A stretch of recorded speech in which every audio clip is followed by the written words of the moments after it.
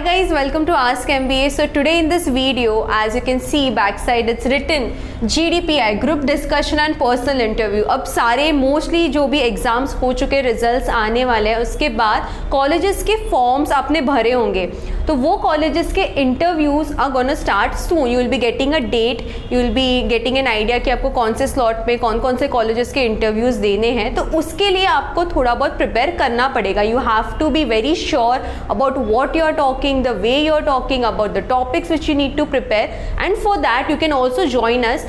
We'll be having coaching for it, wherein we'll be training you guys for the interview sessions for the GD rounds. एक proper feel दिया जाएगा जैसे आपका एक proper interview या GD college वाले लेते हैं. तो इसी चीज़ के रिगार्डिंग मैंने कुछ टॉपिक्स यहाँ पे लिखे हुए हैं, तो so that it becomes easier for you to prepare on yourself also. But still if you want to get in touch with us, you can give me your call. The number is given below and we'll be training you for that. We are having some video sessions रहेंगे आपके online, 1-to-1 आपके interviews का training दिया जाएगा. जब तक आपको लगता नहीं है कि आप प्रिपेयर्ड हैं कि हाँ यार मेरा इंटरव्यू अब है, and I feel that after 4 or 5 sessions I am prepared and I can give the interview, till that time we will be helping you for your interview preparation. So guys let's quickly understand कि group discussion में होता क्या है. No guys, group discussion basically is all about whether it's interview और discussion. सबसे important चीज़ होता है आपका confidence. whenever a topic is being given to you, you need to make sure you are talking or saying the certain information in confidence. So whenever you're talking, be in confidence, say whatever the pointers are being given with confidence, because the person knows when you're lying. So the next thing which is there, introduce the topic. समझो अभी आपको एक topic दिया हुआ है GD का, तो start has to be that way. You need to say, okay, this is a topic. For example, it is about coronavirus. So explain what coronavirus was, what were the different issues with it, and then start your whether you are for the topic or you are against the topic. So basically एक overall introduction देना काफ़ी ज़्यादा ज़रूरी है. उसके पहले आप pros और cons आने से पहले उसका introduction देना काफ़ी ज़्यादा ज़रूरी होता है. उसके बाद बात आती है आपकी body language की.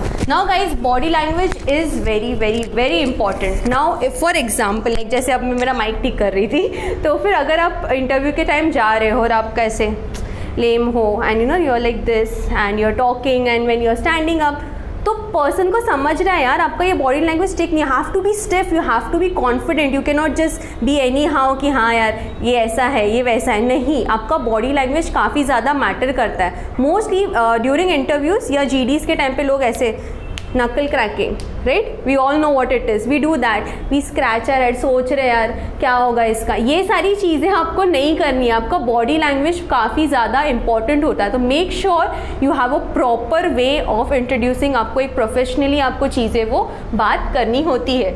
Next thing is note the points.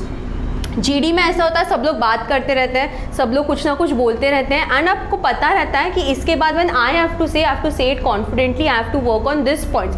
But कभी कभी ऐसा होता है कि आप स्किप कर देते हो वो चीज़. तो एक मेक श्योर करना, you get a piece of paper and a page, write down whatever he और she is saying, so that later on when you have to speak you can directly point out the point which you have mention and you don't skip it. ठीक है.